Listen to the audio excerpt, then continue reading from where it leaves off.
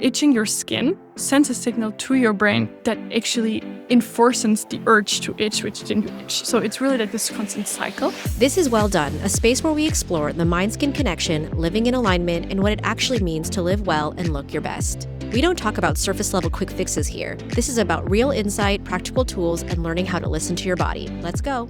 Hey, well-beings, welcome back. I hope everyone is having just the best summer. I am currently on a family vacation in San Diego with my girls and my husband's family, and just enjoying the sunshine, and I hope you are too.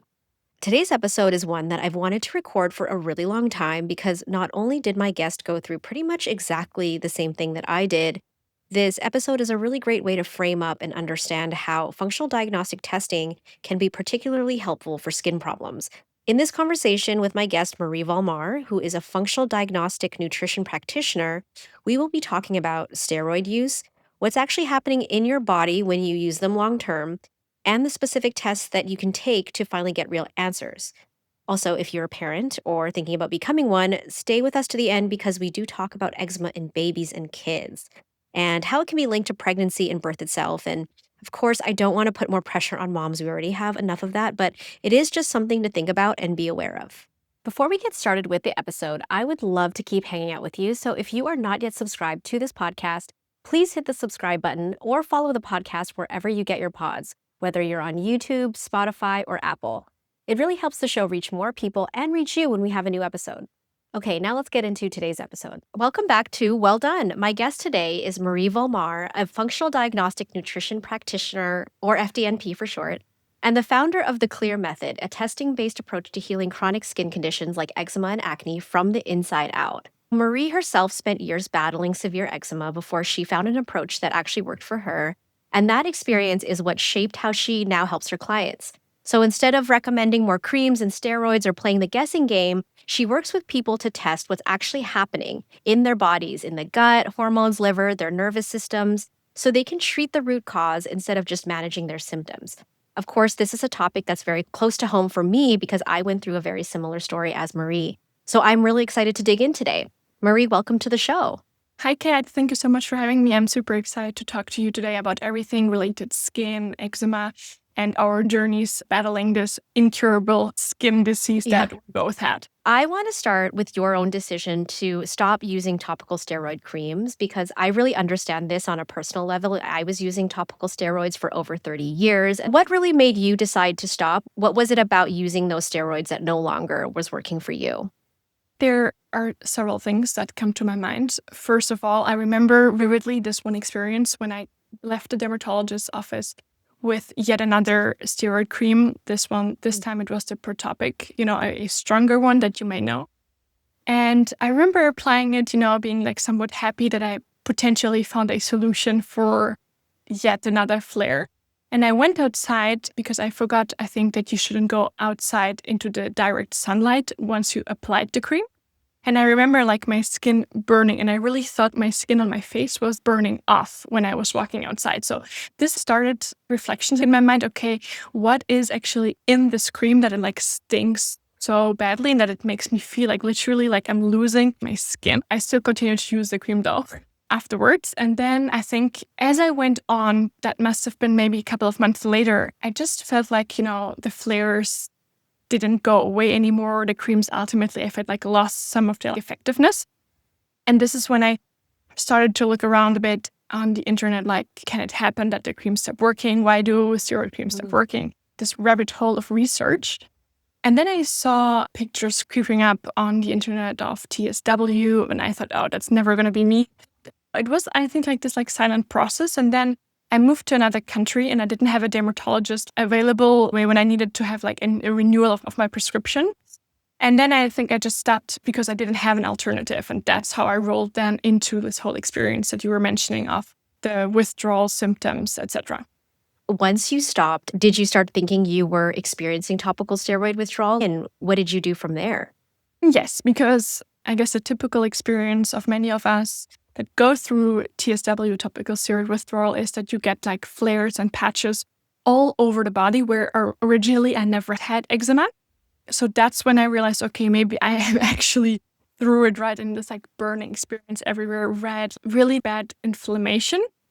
or maybe even vasodilation. I don't know, because the skin gets so red, blood is being pumped there like all over the place. Very quickly, I was in this cycle of like very red, itchy, inflamed, hot.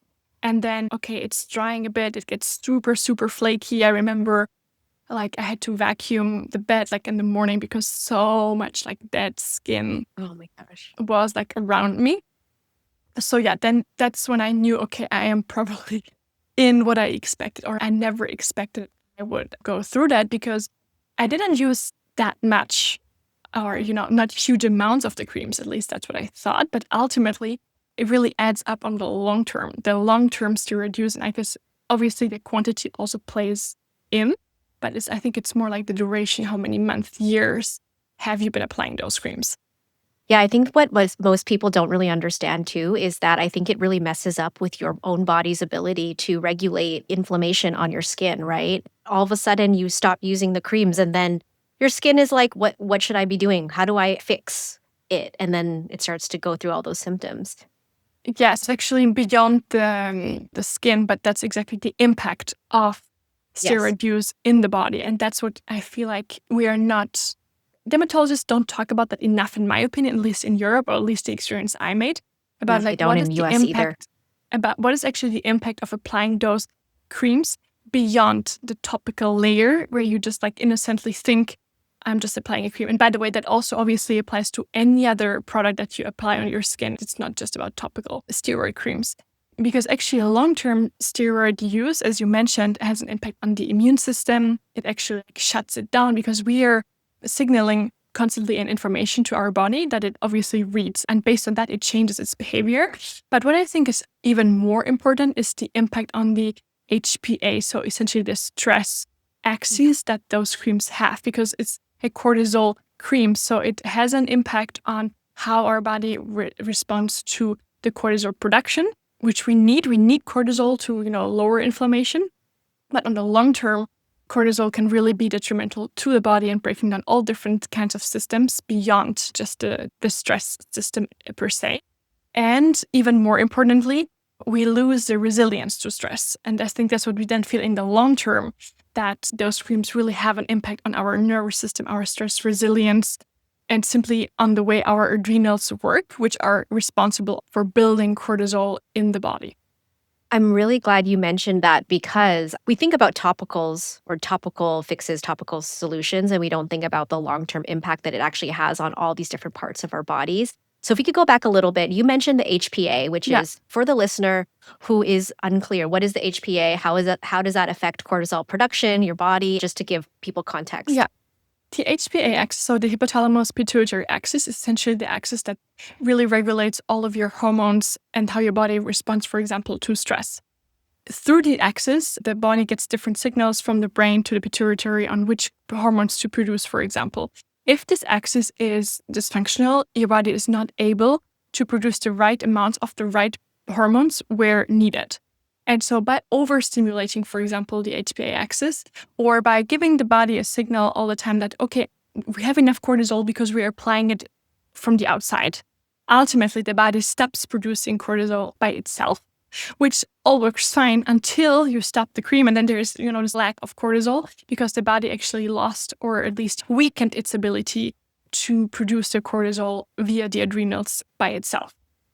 That's the first step of this whole domino effect that then starts from there. Yeah, it really is a domino effect. It impacts so much of the way that your body functions. Let's go back to your story. I know we kind of went off a little bit, but at that point, did you start thinking about other practitioners or therapies that you could look into versus going back to your dermatologist?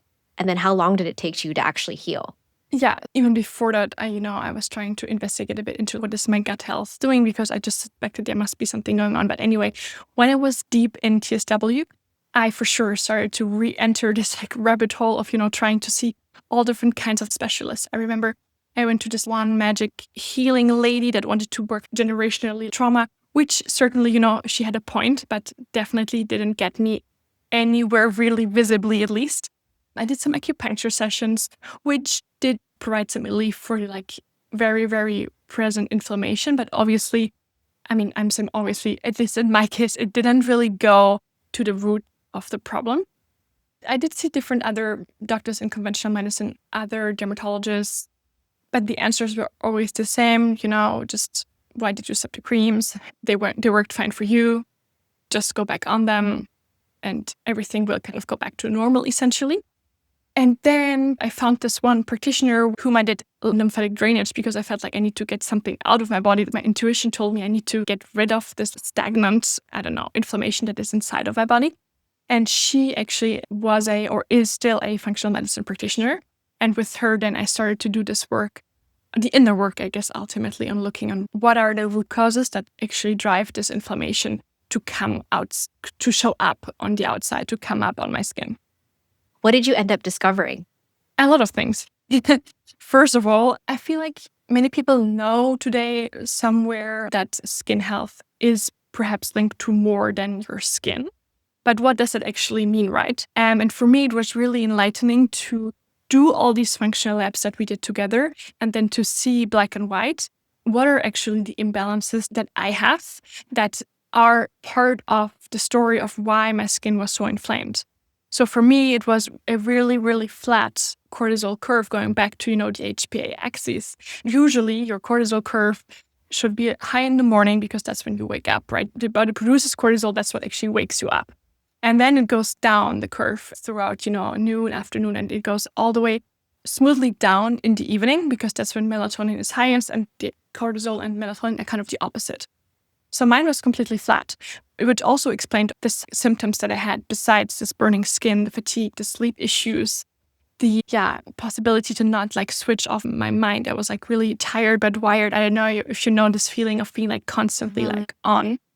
That was one thing. We also saw a lot of imbalances in my gut health. So digestion, the detoxification capabilities of my liver, all these little things that then explains why my body is simply also not able to get rid of all these toxins that are inside of it. And then why the body is pushing them out through the skin instead of, for example, via the bowel movements or urine. Right. I do want to get into the specific tests after, but I want to jump back a little bit to when you are experiencing all of this, because stress also plays a huge part in how you view your body and your skin. Let's talk a little bit about the mind-skin connection and what you were going through emotionally, mentally, as you were going through the steroid withdrawal. Yeah, I wasn't doing very well mentally because I was similar to you working in a client-facing role. So I was in tech sales and kind of ironically working mainly with skincare brands. So, a job where I guess appearance is somewhat important and being exposed regularly in face-to-face meetings, having these really uncomfortable teary skin, especially the flakiness. I think that's what still haunts me from time to time. When you go somewhere and you leave those skin flakes on your computer, on the desk where you're sitting. And all of that added, in my case, to even more stress. Okay, this is out of my control. What can I do to control this? I remember these moments when you're awake at night and I put on the flash, and trying to look at my skin, what's going on because it was itching so much, trying to, as if I could control it by looking at it. And then I feel this ultimately started this cycle of, okay, my skin is so bad, itching, okay, my skin is even worse, itching even more. So for sure, mental health at this point was very, very bad, which ultimately also led me to, quitting the job and deciding I cannot continue do both. I cannot try to get out of this and work 9 to 5 because also TSW is exhausting from an energy perspective because your body is really putting everything into this inflammation. So you're literally burning, and which, at least in my experience, really drains all the rest of energy that you actually have in your body. I completely relate because I had that same, well, first the stress of going into meetings and thinking everybody was staring at my skin and it flaking off. And then to your point, I would leave a little trail of skin flakes on the desk chair on my computer and wanting to turn off my video camera every time we had a meeting online. But you said you left your job, but how else did you stop, I guess, obsessing over your skin? What was it that helped you with the stress mindset? Yeah, I think it was for sure when I started to work with the practitioner and, she explained to me what happens what is the cortisol even? Like, what does it mean? Also, your mind, if you're constantly stressed about it. And that's for sure when I started to, kind of put the pieces together. And then I did some research myself and found some, scary, weird information. Scientific information that I found weird. That, for example, if you itch, it always sends a signal to your brain, which actually reinforces this urge to itch. So it's really like this constant loop. Itching your skin sends a signal to your brain that actually enforces the urge to itch, which then you itch. So it's really like this constant cycle. And I guess my mom, I remember she told me already when I was younger that you were so stressed out. These sentences that you hear when you're an eczema person. But I guess at this point also I was just so exhausted that I couldn't do anything else but slow down. And then I don't know how, but I stumbled upon this mindfulness-based stress reduction MBSR meditation course. I don't know if you know, it's a quite well-known meditation program, which I started to do. And kind of through that, because we had these like weekly appointments with the group of people that did it, the same course with me, I started to really sit down every day for 10, 20 minutes. And that's really how I got into this practice of taking care of my mental health, of my mind as well. And that really through, the accountability, because there were other people that were also doing it as well, that also had some issues. That it also helped me to not feel like so alone on my little island of my struggles, but really to share with other people about their mental or physical health struggles within that group of meditation people really helped me. Yeah, support is very important, especially for something like TSW and chronic skin conditions of any kind. I think if you don't have it, you can't really relate, right, to feeling ashamed and embarrassed of your condition. What were some other things that you discovered? You said your gut. This is a question that I get from people when they have skin conditions is how do I know if it's a food or something else that's causing or contributing to the flare? What are some signs? Yeah. Or you just have to get tested in order to really know? So I think there are some signs, but I think you also need to be very body aware and listening to yourself in order to see those signs. So what I mean, how do you feel after you eat a very protein-rich, or how do you feel after you eat a very fatty meal, for example? Do you really pay attention to that?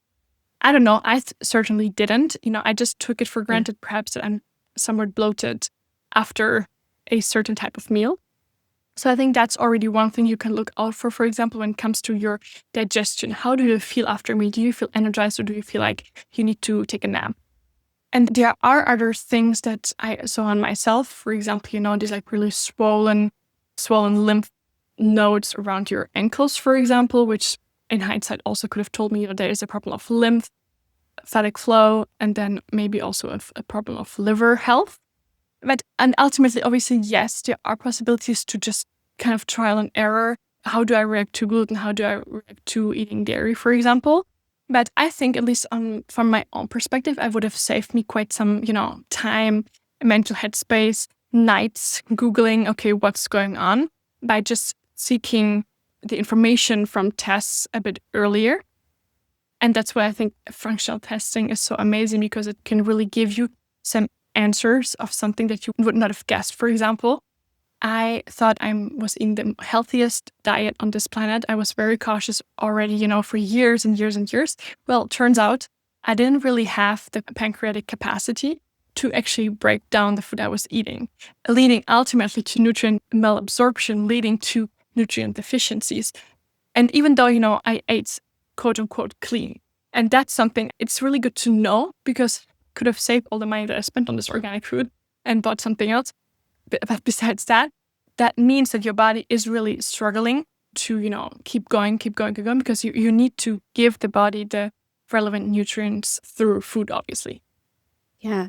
Do you think that that's something that happens even before you went through the TSW? If somebody feels like, well, I actually have never really had symptoms, and then suddenly they start happening, is it a buildup of over time, like to your point, your pancreas wasn't able to process? Or is it maybe brought on by the TSW?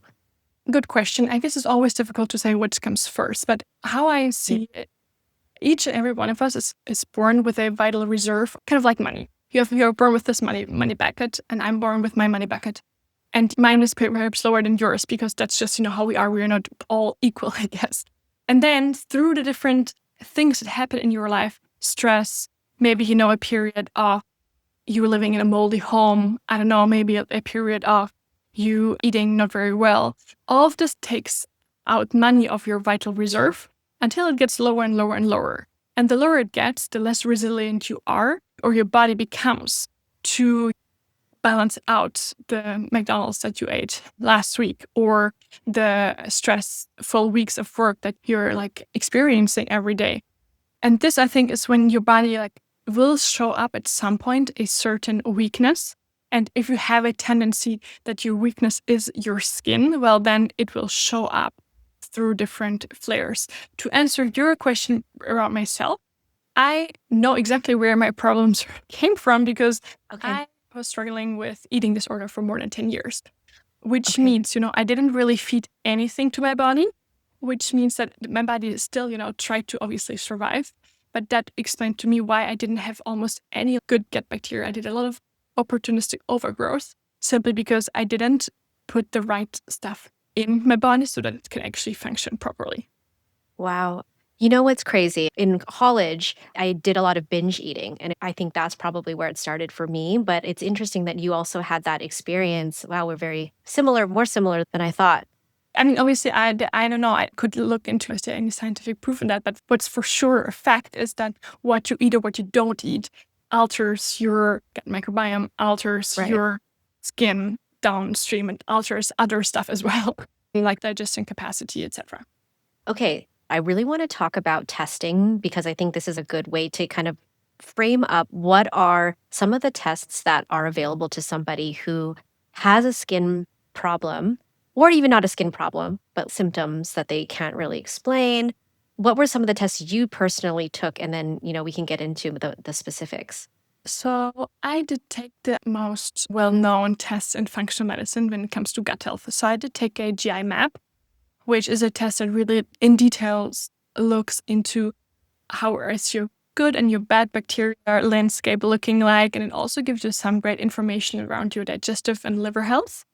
I also did a Dutch test. A Dutch test is a hormone test, which gave me this information that I mentioned earlier about the really flattened cortisol curve, and also shows other markers around detoxification.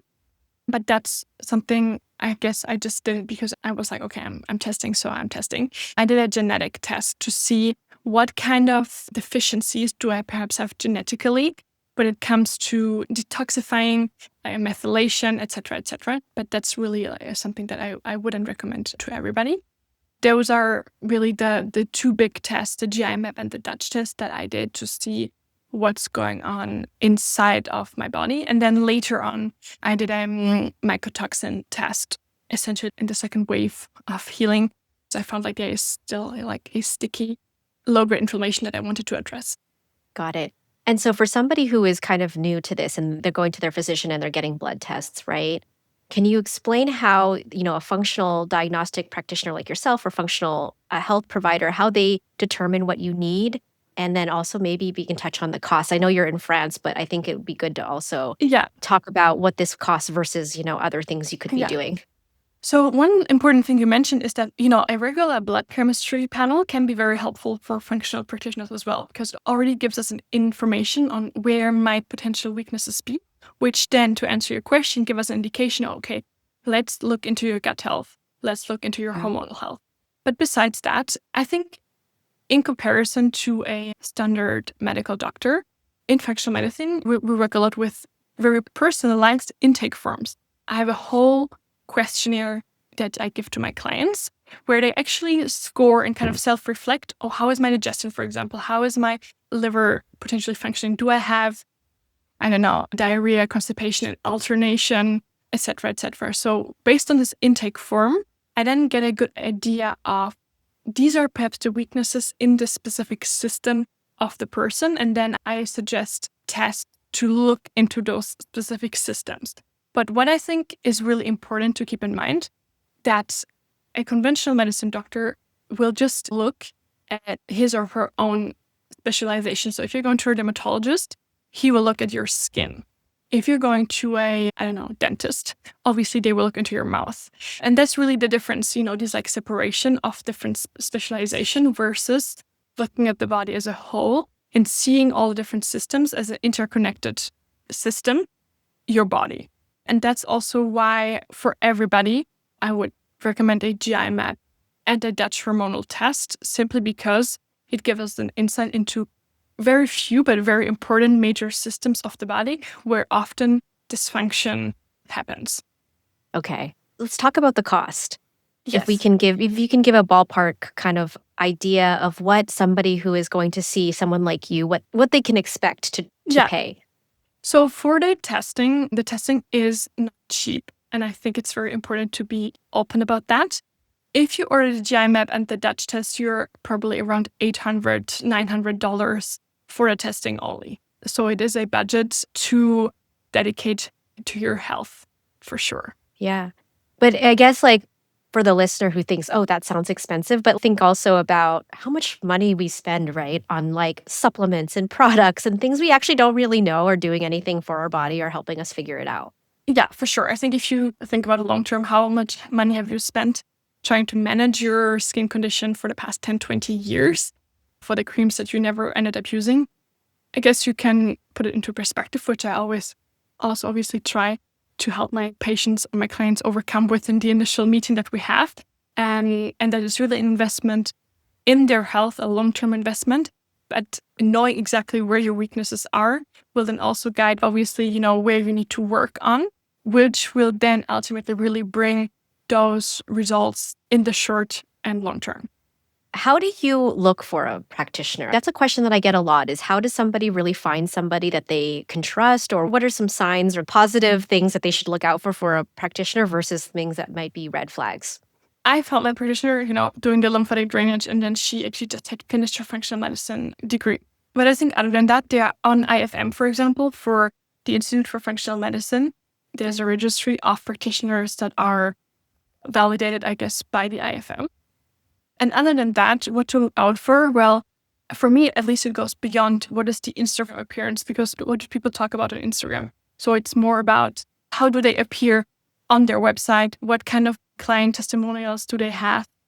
Do they maybe have experienced themselves with the skin condition that they're treating? And then obviously at least have some form of official training that you can perhaps also look at the website of the specific institute that they were actually graduating from, to see, does this look, legitimate, or is this just a short little program that they did in a month or so?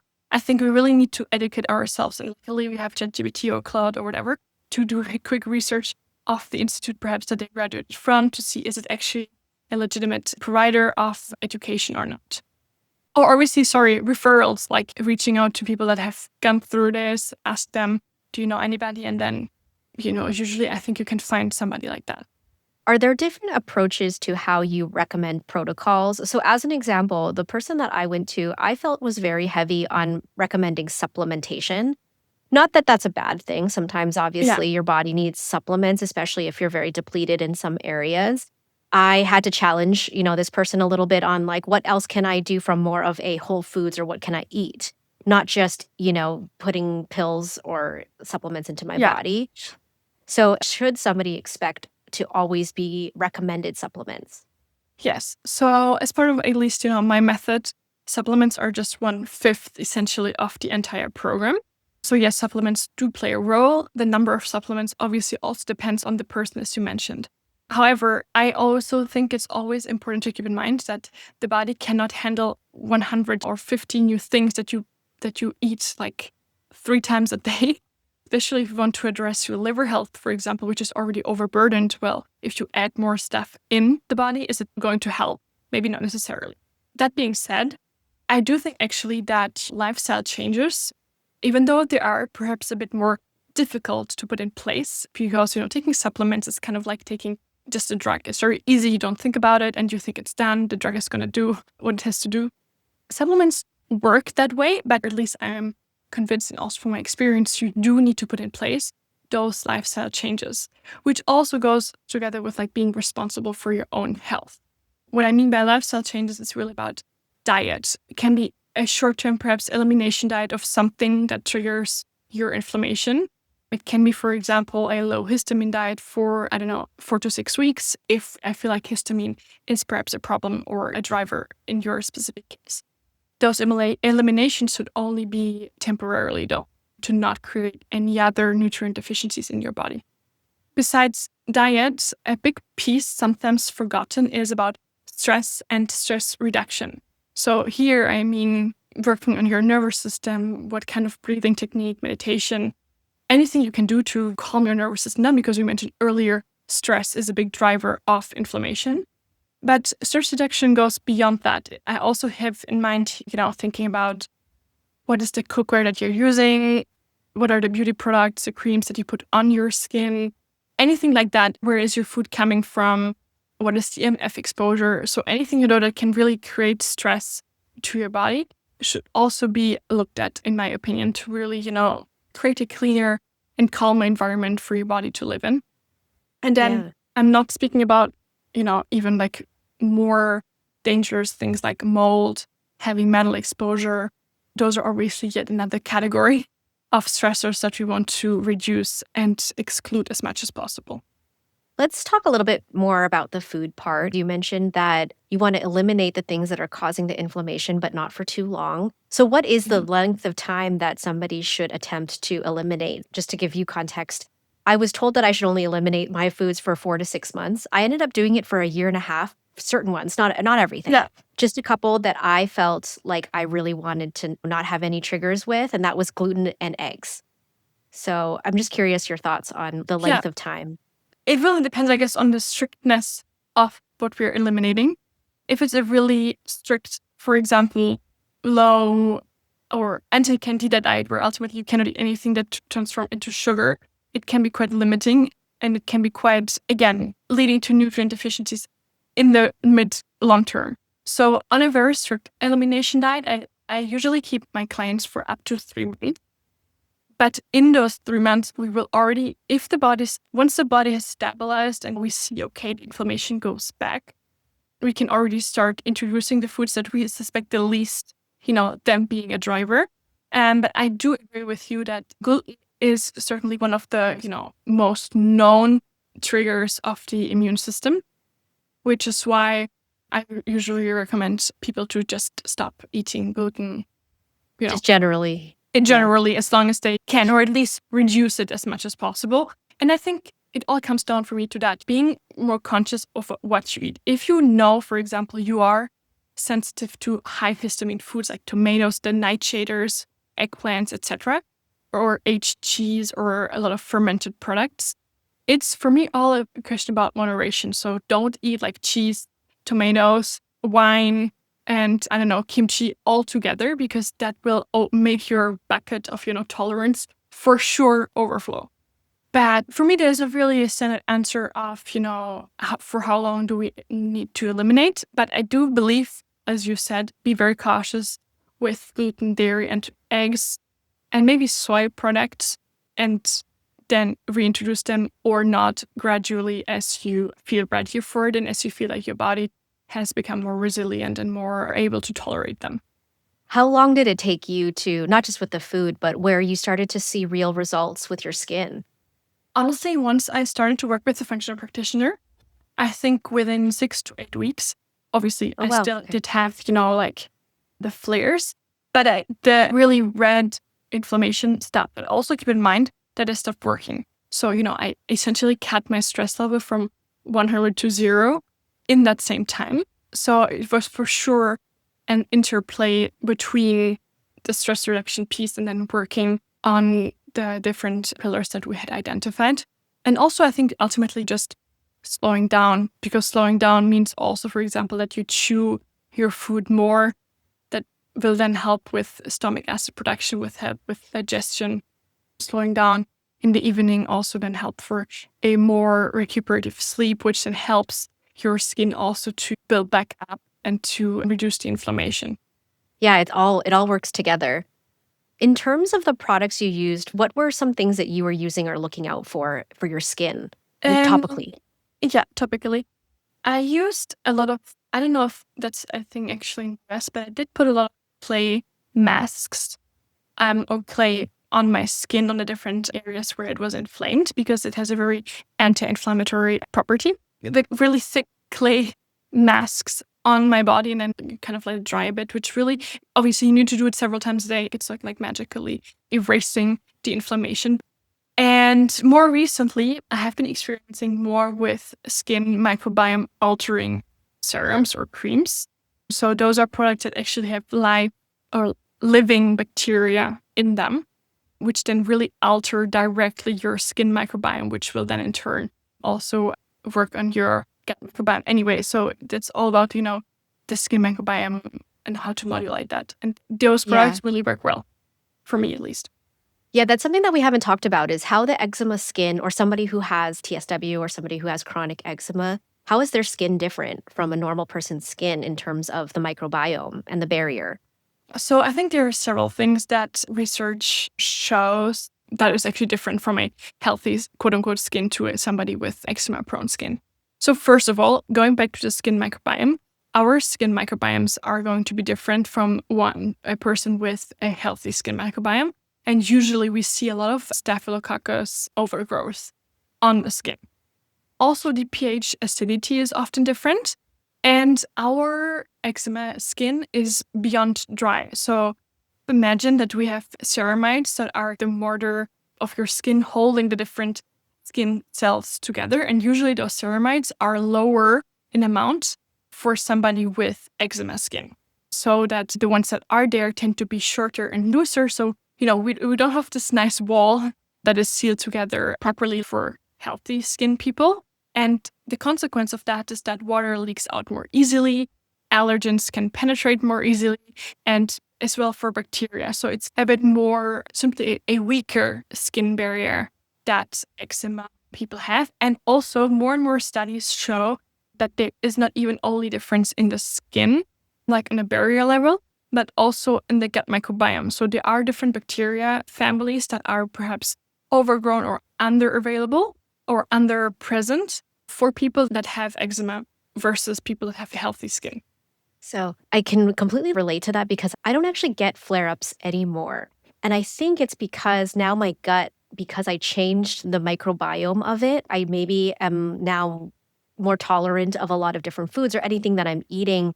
People say you can't cure eczema. Like, I actually think you can, and I'm not going to get into that. But I think that when you change these pieces of your body, the microbiome, then why wouldn't your rashes go away, right? Because you're changing the environment. Yes, I think you still may have the predisposition or the tendency that you can redevelop rashes. But I think, as you mentioned, I'm convinced that there is a way to modulate your environment in the way that those inflammatory signals, for example, that your body sends to make your skin flare up and itch, can be calmed and can be really controlled. Yeah. I know that we are almost at time, but I would love to just chat about the topic of children who have eczema in children. We talked about how stress is related to, skin inflammation. So people, I think, ask then, what about kids? Like, they can't be that stressed. What actually causes eczema in kids, and is it different from adults? Yes, it's different and it's not, I guess. So I think one thing that at least I didn't know before having a child is that unborn babies, they also already feel a lot of stress. So if you're as a mom and you're pregnant, you're stressed, there will be, some form of stress that is given to the baby as well. Same, for example, if you have had, or if you have as a pregnant woman, exposure to toxins, to mycotoxin, so to mold. Actually, there are mold spores that have been found in placenta. So means that mold also is essentially passed on to the baby, which can then be, for example, one of the reasons a baby's skin will then be very reactive and flare up. So I think our baby's health already depends a lot on the moms.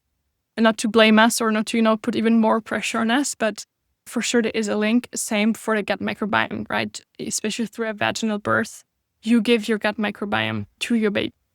So if you have a lot of dysbiosis, then you don't set up your baby perhaps with greatest chances to have a great gut microbiome. But as you and I know, everything can be repaired and fixed afterwards. So it's also not like the end of the world.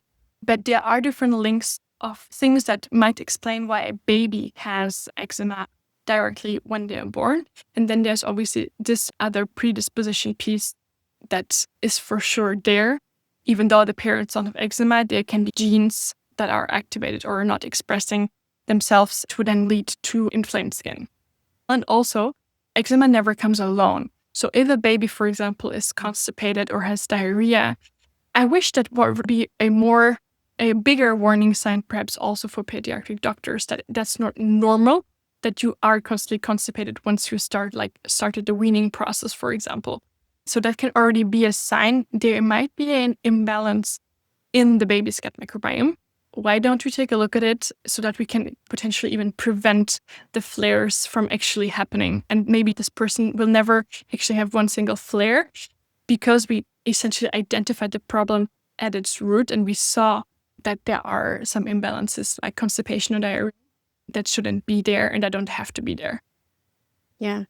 That's a good point, that maybe it's not even about really fixing anything, but just kind of getting ahead of it and going to see a functional practitioner like yourself, just to see where you're at, like to see if there's anything that could be a predisposition or, indicating that something could happen. Yeah, I agree. I mean, obviously that would be the best case. I always kind of think about, we all have a car and we would never wait until the car breaks down to actually go get it repaired. But we do wait for a very long time sometimes until our body really sends us these like warning signs that we can no longer ignore. Okay, now I need to do something. But I agree with you. Ideally, obviously, we do these annual checkups like we do probably for our car to just prevent anything worse from happening. And that's not to be negative or anything like that, but it's more like really taking care of ourselves before we are forced to take care of ourselves. Yeah, if someone is listening and they're very interested in this topic, what is one thing that you would like them to walk away with remembering, or a piece of advice for the listener as we wrap up? I think, first of all, if you feel like something is off, and even though maybe doctors or your friends and family tell you, no, everything is fine, I really think it's important to trust your own instinct and your intuition. And don't get yourself like being talked out of, if you feel like something is wrong with your digestion, trust yourself. And then seek out for somebody that looks at your body holistically. I think that's a good first starting point, because I assume people listening are interested in health and perhaps have some health complaints themselves and they don't know where to start. I think it really starts with yourself. Maybe also track your symptoms. That can also be reassuring that it's not just in your mind. Just write down in your agenda, okay, today is, I don't know, maybe also, cycle related. Third day of the cycle, I have horrible, stomach pain. Whatever it may be, I've had a headache, just because I feel like sometimes looking back, we forget about the symptoms that we had or the experience that we had. So I think writing it down so that also when you have something written down that you can go to a practitioner or a doctor with is really helpful to just get out of your mind and just think it's just you that thinks something is off. That's great. And how can people learn more about you or work with you if they're interested? You can find me on my Instagram. Marie Vollmar is the handle, and the same for the website, marievollmar.com. I have a free discovery call if you want to learn more about the method, about the tests, and how to go about it in general. And also, obviously, to find out whether functional testing is something that I recommend for you, because I think it might be helpful or not. Okay, this episode highlights the thing that I keep coming back to, which is for chronic skin problems, you don't want to think of your skin as just skin, but part of this larger complex system. It's useful to look into things like your gut health, your hormones, stress levels, digestion, nervous system, and just be more of a detective when it comes to finding out what's actually causing your inflammation in the first place. If you want to work with Marie, you can find her links in the show notes. If you know someone who has a skin condition and just needs some help figuring out what could be the cause, please share this episode with them and also point them to Marie. And if you're not following the show yet, please hit follow or subscribe so you don't miss what's coming up next. Thank you so much for tuning in. Go enjoy the outdoors. Until next time.